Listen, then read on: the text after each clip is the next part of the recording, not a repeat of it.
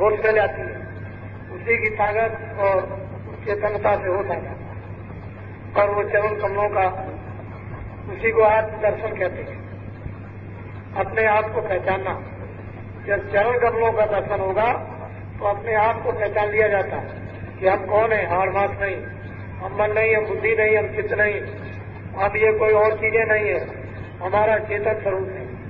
जो चरण कमलों का दर्शन करता है वो दर्पण है, शीशा है, बहुत चमकता है, और जितनी पीछे की चीजें यानी नीचे की, ये सब उसमें दिखाई देती है, पूरी की पूरी। ये उसमें ऐसा मालूम होता है कि सबका सब ये सब उसके शीशे के सामने खड़ा है और उसमें सब कुछ दिखाई दे रहा है। शीशा तो ऊपर को मालूम होता है, चीजें सब नीचे है, लेकिन दिखाई उसमें देती है, बहुत चमकता है, बहुत ही चमक है, और उसमें ये सब चीजें दिखाई देती है, नीचे ही सब, कहाँ क्या हो रहा है, कौन क्या करता है, ये सब दर्पण में, उसी को आत्मदर्शन कहते हैं। और फिर उसमें से जो सिद्धियों का जो जूथ अलग अलग प्रकार का जो प्राप्त होता है, वो एक अनोखा, वो भांत की अष्टसिद्धियां, 9 विद्यां और तरह की वो सब प्राप्त होती हैं। लेकिन अगर उस साधक छोटी छोटी चीजों में उलझ जाएगा तो आगे नहीं जा सकता। इसलिए महात्मा की जरूरत पड़ती है कि रिद्धि सिद्धि ये सब जब मिलेगी और झुंड के झुंड जब चलेंगे और क्या उसकी शोभा और स्वच्छता, तो उस समय पर साधक बिल्कुल एकदम वो आशिक हो जाता है, उस समय बचाने की जरूरत पड़ती है। उसको आत्मदर्शन, अपने आप को पहचानना। जब अपने आप को पहचान लिया खुद को, तो खुदा को देख सकता है, खुदा को पहचान सकता है, खुदा का दीदार कर सकता है, यानी भगवान का दर्शन उस समय पर कर सकता है जो अपने आप को नहीं पहचानेगा, उसका दर्शन नहीं। और बिना चरण कमल उभरे हुए, यानी सामने प्रकट हुए, बिना उन दर्शन के खुद को नहीं पहचानेगा, क्योंकि वो दर्पण है, उसने अपने को जान लिया। और जितनी नीचे जड़ चीजें हैं और जड़ के अंदर चैतन्यता है, उसको भी पहचान लिया जाता है उसी में। तब उसको नीचे स्थूल शरीर का पंचभौतिक बोध होता है कि ये किन तत्वों से, किस प्रकार से ये बना। और उस समय पर इतनी घृणा होती है उन तत्वों की, बहुत घृणा, उसी को फिर लोग कहते हैं विरक्त हो गया। कोई ये कहने लगे कि सुध-बुध भूल गई, लेकिन ये सबसे प्रारंभिक छूटी गति है, ये कोई बड़ी चीज नहीं है। संतमत में, संतमत के रास्ते में, उसके अभ्यास में, उसकी साधना में, उसके प्रारंभ में कोई इसकी गणना नहीं। ये प्रारंभ, ये संतमत में तो शायद दर्शन में पहुंच करके जब निरंजन भगवान का दर्शन साक्षात्कार होता है, भक्ति की भी कोई महिमा नहीं, बस यहाँ से महिमा प्रारंभ होती है और फिर साधक यहाँ से चलता है, नीचे उसकी कोई महिमा नहीं। क्योंकि जहाँ रफ्तीता चलने का, ऊपर से नीचे जो फेंका जा रहा, एक आकर्षण कर रही है, यानी एक चीज खींच रही है और एक चीज फेंक रही है, तो जो मिलोने की चीजें हैं उसको वो फेंकती है, वो अपने में नहीं। लेकिन मिलोनी हट जाए और सूरत निकल आए तो अपने में खींच दे, तो वो बिल्कुल खींच करके अलग फेंक दे, वो चेतनता में चली जाए और ये शरीर जड़ 5 तत्वों का ये उसमें चला जाए। पर ये जो चेतन क्रिया का अभाव जो तीसरे दिन में चरण कमल में होता है, वो उसी को मालूम होता है जो साधक उसको देखता है और लोगों को नहीं मालूम। अब इतनी ऊंची गति पहुंचने की है। वैसे तो संतों और महात्माओं ने कृपा कर इतना सुगम कर दिया है कि पलक के मार से इधर से उधर, लेकिन वो सब कृपा है। जब वो गति बन जाएगी आने और जाने की, तो क्षण भी नहीं लगते हैं सतलोक में पहुंचने में, और क्षण भी आने में नहीं लगते। ऐसा मालूम होता है कि वहां है और यहाँ एक रूप सा बन जाता है, मार्ग एक सा हो जाता है। ये नहीं मालूम होता है कुछ देर लगेगी पहुंचने में, कुछ आने में देर लगेगी, ये नहीं। लेकिन जब तक साधक के लिए रास्ता खुला नहीं है तब तक उसके लिए अगर मुश्किल है, बहुत कठिन है। और रास्ता खुल जाएगा तो फिर कुछ नहीं। इसीलिए साधन जुटा करके सब तैयार कर लिए जाते हैं कि नाना प्रकार की भाविक भावनाओं से भरी शुद्ध पवित्र जो सुरतें होती हैं वो अपनी अपनी चीज को पकड़ती हैं। सत्संग तो कई प्रकार का होगा, एक प्रकार का नहीं। उपदेश सबके लिए होता है, एक के लिए नहीं। अगर ऊंचा उपदेश कर दिया जाए तो नीचे वाले सब रह जाएंगे। तो साधकों के लिए जो चढ़ाई करते हैं उनके लिए अलग, जो चढ़ाई शुरू करते लिए उनके लिए अलग, जो सुनते हैं उनके लिए अलग, जो नहीं सुनते उनके लिए अलग। कई प्रकार का सत्संग, लेकिन वो सब के लिए सबको लाभ पहुंचाता है। अपने अपने दर्जे का, अपने बुद्धि के अनुसार जब सबको मिलेगा तभी सब लोग अपनी अपनी चीज को पकड़ करके आगे पीछे चल सकते। ये नहीं समझना चाहिए कि आज ही आ गए तो सब एक हो गए, ऐसा नहीं।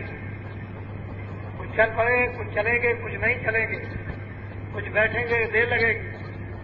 तो सत्संग सबके लिए और अलग अलग होता है। सब लोग अपनी अपनी चीज को पकड़ लेते हैं और वो लोग ये समझते हैं कि ये मेरे लिए, ये मेरे लिए, ये मेरे लिए वचन आया, ये मेरे लिए। तो इस तरह से सबको चीज दी जाती है और उससे अपनी अपनी चीज को समझ के पा करके मजबूत दृढ़ होते हैं। विश्वास उनमें आता है, प्रतीत आती है। और ये तो धीरज धर्म मित्र और नारी आपातकाल रखिए क्या, ये सब चीजें उसी समय आपातकाल में परखी जाती हैं कि कौन किसका साथ देता है, कौन किसका साथ नहीं देता, कौन किसको चाहता है, कौन किसको नहीं चाहता। उस समय ये सब पहचान की जाती है। बुजुर्गों के अनुभव झूठे नहीं थे, उनके अनुभव प्रकाश थे। अब भी काम आएगा, आगे भी। तो ये सूरज अपने घर को छोड़कर, अपने सच्चे आनंद को छोड़कर, अपने सच्चे ज्ञान को छोड़कर सिंपल कमी में, जहां कभी से भी कमी है, वहां आकर के गिर गए। अब इतनी कमी है कि इस कमी में पूरी हो ही नहीं सकती। जहां पूरा था वहां तो पूरा था ही, लेकिन यहाँ तो कुछ नहीं। इसलिए यहाँ आप रह नहीं सकते, घर आपका नहीं है। कितने लोग आते हैं, कितने जाते हैं, फिर आते हैं, फिर जाते हैं। पुनर्जन्म फिर होता है, कभी कर्मों का चक्कर से चले गए, फिर बहुत दिनों के बाद में फिर यह अवसर आपको मिला तो फिर मनुष्य शरीर मिल जाता। और वो इसलिए चढ़ाई, मनुष्य शरीर इसलिए दिया जाता है जिसको पाकर अपने घर में चढ़ जाए। लेकिन वो भी गुरु की खोज करनी पड़ेगी, बिना गुरु के नहीं। तो सब कहते हैं गुरु के पास जाओ, और ये बताते हैं कि उसके बाद जिसने रास्ता देखा, पाया, मिल चुका, पहुंच चुका, जानता है, पहुंचा सकता, उससे मिलो। वो ये सब काम वहां कर लेगा जो तुम नहीं समझते हो। वो सब कुछ पढ़ा लेगा, चला लेगा, सिखा लेगा, सब कुछ जगा लेगा, सब करेगा। उसमें कोई कमी नहीं है। लेकिन अगर जगाना आज से शुरू कर दे तो आप बर्दाश्त नहीं कर सकोगे। आपने सुना था, एक दफे कहा था कि महात्माओं के पास किस्म किस्म के जाल होते हैं।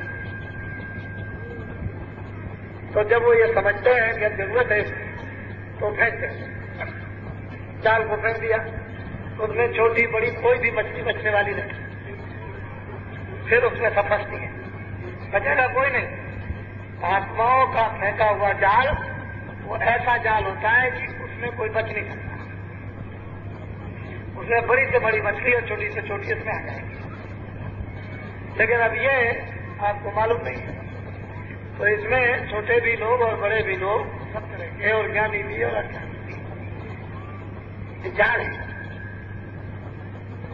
तो बताया गया, अभी फेंक दिया जाएगा तब तो काम ही बच जाएगा, तब उसको जाएगा सीधा घसीटी। फिर उसमें कितना भी जोड़ तोड़ लगा लो, कुछ होने वाला नहीं, अभी तो फेंका ही नहीं। बताया जरूर गया कि वो फेंक देते हैं, फिर उसमें फंस जाते हैं। उनका बड़ा घेरा घारी का जाल होता है, आप उनके जाल से बचते हैं, लेकिन उनके भी आपके लिए सब हित का, और आपके रोग के कारण सब हानिकारक, क्योंकि जब रोग रहेगा तो हानिकारक, और जब रोग कट जाएगा तो सब हितकारक।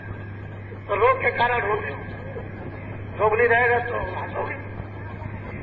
कहने का यह है कि ये घर का भेद आपको मिला, अपने घर में जाने का। दोनों आंखों के पीछे बैठे हो, अंदर उस सूरत में आंख भी है, कान भी है, नाक भी है।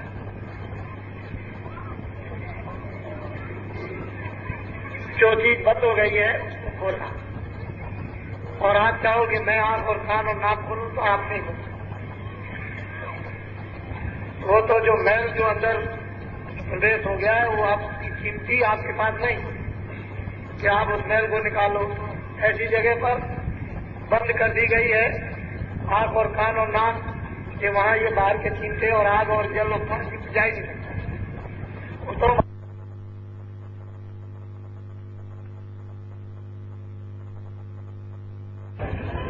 टंकिया, और विविध बात से टंकिया वे भी समझते हैं। ऐसा मत समझो कि नहीं समझ आए, बहुत तंग जमीन से, मकान से, इससे उससे, उठने बैठने से, बोलने से, चालने से, समाज के काम से, ब्याह से, शादी से, आपके मिलने जुलने वालों ने बहुत तंग, बहुत परेशान कर। वैसे आप विकल होकर के आए, अगर वो परेशान नहीं करते तो आप यहाँ आते, बहुत परेशान किया, और हम तो ये चाहते हैं कि और परेशान करें ताकि और विकल हो जाए, आग से भी आग लग जाए।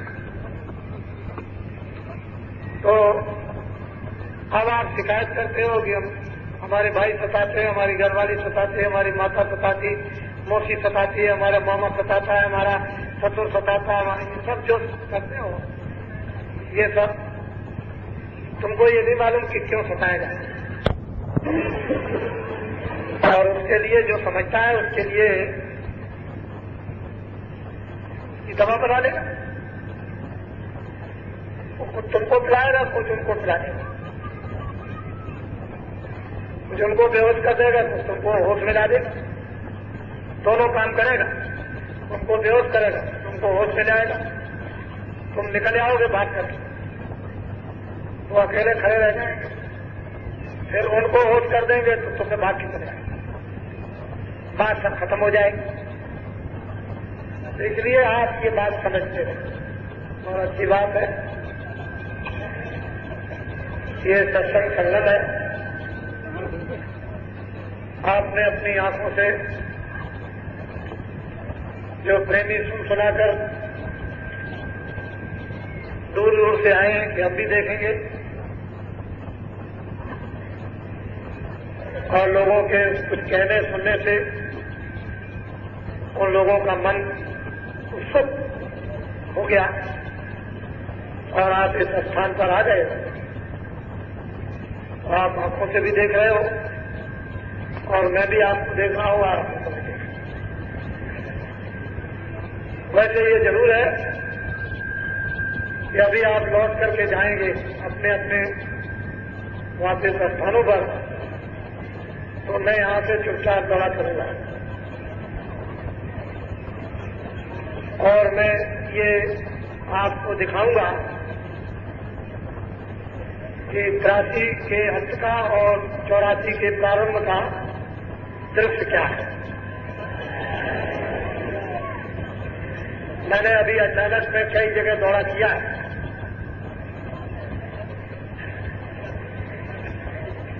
तो आप लोग सबके सब बड़े सतर्क और होशियार रहिएगा,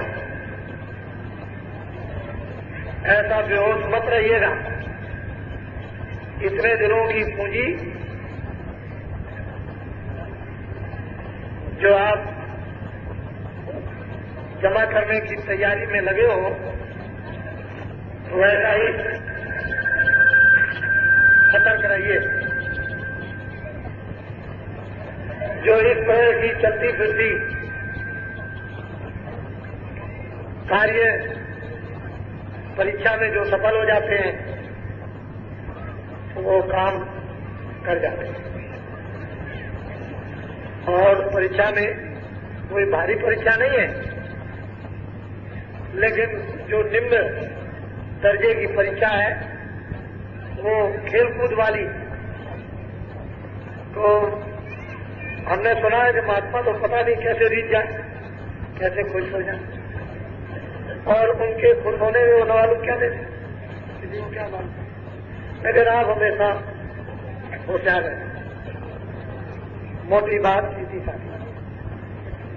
तो अन्य जो प्रेमी जो यहाँ पर उपस्थित हुए हैं, वैसे पिछले वर्ष भी बहुत आई थी।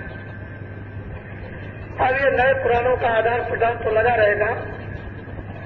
कुछ लोग कहेंगे अब की बार आप जाओ, कुछ लोग कहेंगे अब की बार आप जाओ, तो ये तो चलता ही रहेगा आगे और पीछे तो लगा रहेगा, और ऐसा होना नहीं चाहिए।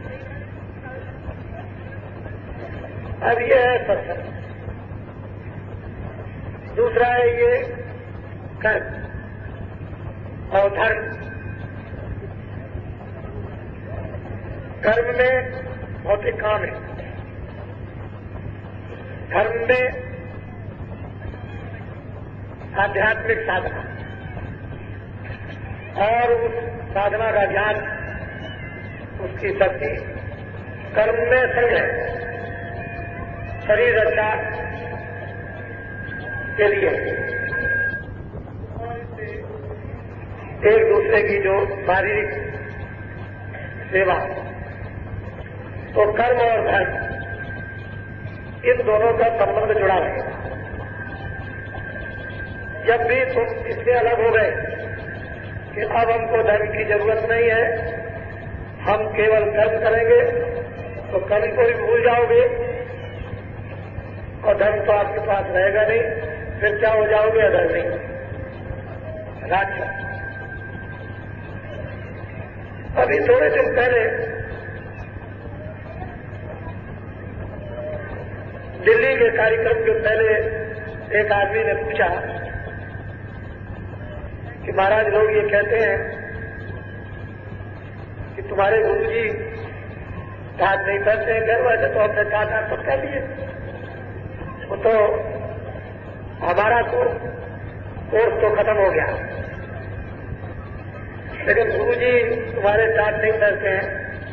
तो उसने दिल्ली के पहले पूछा कि इसका हम क्या जवाब दें? तो मैंने उससे पहले कहा नहीं, तुम कह देना, क्योंकि जिसको राक्षस और रावण मारना उसे टाट करना कि गुरु जी को करना? टाट तो वो करेगा जो रावण और राक्षस।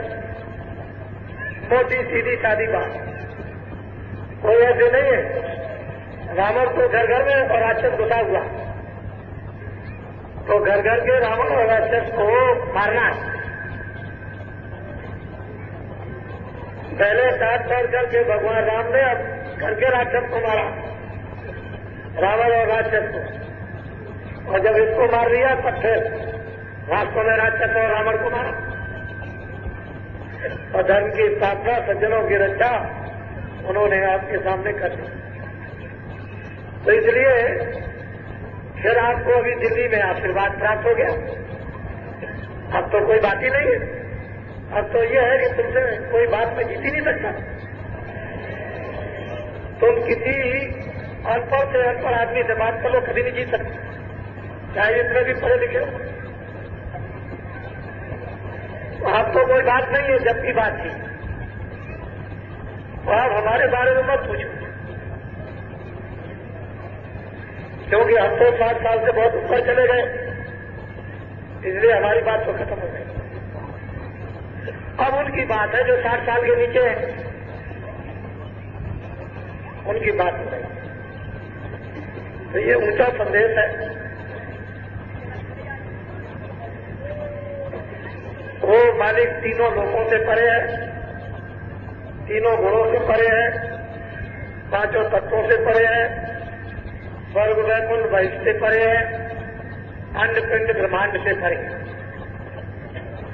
वो मालिक इन सब से न्याय, वहां ये कुछ भी छू करके भी नहीं जा सकता, और जहां ये कुछ नहीं, न काल है न महाकाल, न ईश्वर है न ब्रह्म है, न वो माया है, न जहां पाप है न जहां पुण्य है,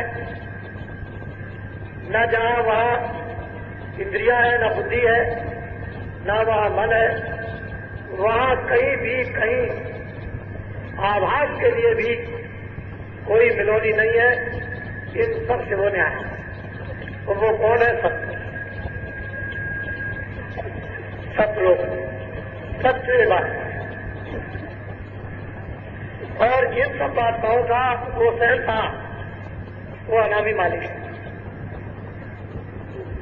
उसने अपनी मर्जी से, अपनी इच्छा से, अगम लोग, अगम पुरुष, अपनी इच्छा से, अपनी मर्जी से, अलग लोग, अलग पुरुष, अपनी मर्जी इच्छा से, उसने सतलोक, सत्य, ये तीनों के तीनों एक रस दिए।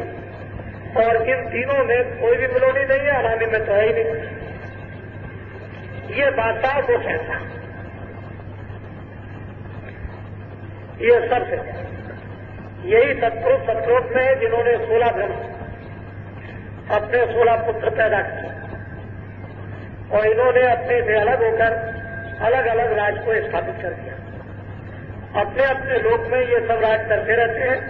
4 का तो भेद बताया जाता, 12 का नहीं, और 12 का खोला भी अभी नहीं जाएगा, उसके लिए बहुत समय है। उनका नाम क्या होगा, उनका नाम क्या होगा, ये कुछ नहीं। लेकिन सतपुरुष के पैदा किया हुए 16 पुत्र हैं, 16 ब्रह्म, और अलग अलग अलग अलग अपने अपने लोगों में राज कर रहे हैं। सबसे छोटे सतपुरुष के पुत्र निरंजन भगवान जो है जल कमल में बैठकर 3 लोग के ऊपर में शासन करते हैं। ये सबसे छोटे पुत्र, इससे बड़े, उससे ऊपर के ब्रह्म, फिर इससे ऊपर के बड़े कार्य, और इसके ऊपर के इससे तीनों से बड़े सोहन पुरुष, और इनसे अलग 12 हो।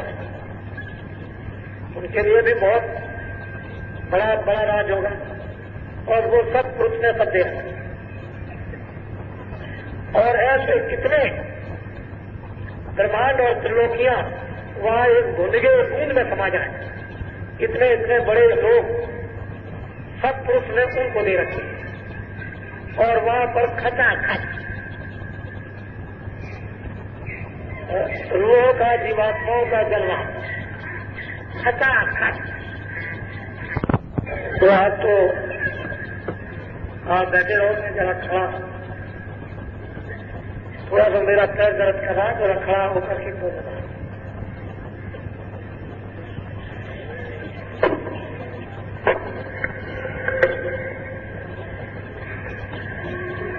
आज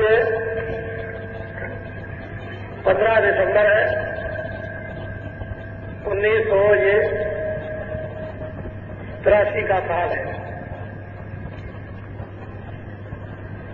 आपको इस धर्म स्थान पर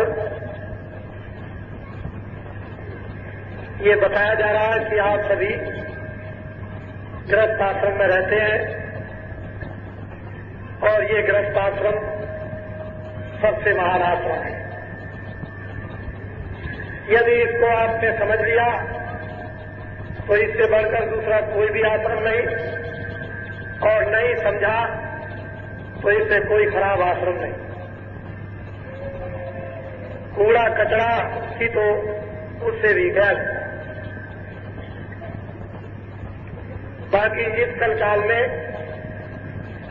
अन्य महात्माओं ने सब व्याख्याओं को बंद कर दिया और ये कहा कि अपने अपने गृहस्थाश्रम में रहकर इस भौतिक युग में जहां इंद्रियां इतनी चलायमान हो, मन जिनका इंद्रियों के घोड़ों पर बैठ करके काबू में न हो, बुद्धि काम न कर पाती हो, ऐसी दशा में हर किसी को गृहस्थाश्रम में ही रहना चाहिए। घर के काम, खेती, दुकान, दफ्तर, बच्चों की सेवा, इसमें कुटते पिटते जितने तुम दबे रहोगे और चारों तरफ से घिरे रहोगे, कामकाज बच्चों की सेवा करते रहोगे, उसमें से 10 मिनट 15 मिनट लेटकर बैठकर ये मार्ग जो स्वरत शब्द का है, भजन और ध्यान का, इसमें आप 10, 15, 20 मिनट समय दे दोगे तो उतनी ही चीज आपको प्राप्त हो जाएगी जो आप घर छोड़ करके 24 घंटे करोगे।